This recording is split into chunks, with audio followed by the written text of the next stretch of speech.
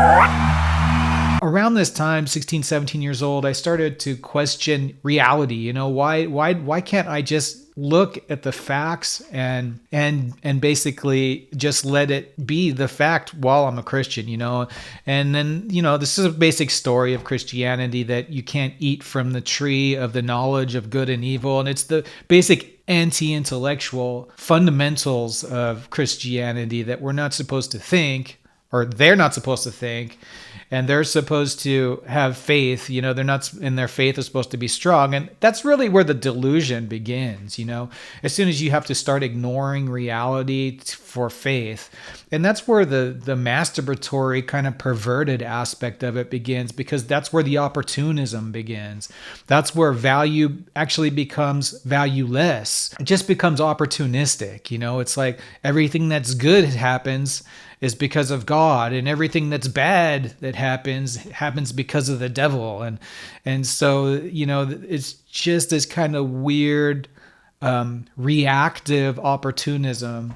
But anyway, so I was never satisfied with that. Like, I didn't want to deviate from reality.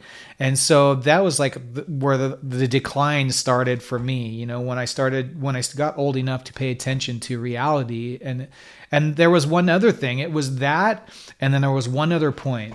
The other point was that it didn't offer you true comfort, okay? Because Christianity is filled with this, like, the path is narrow, and you have to do.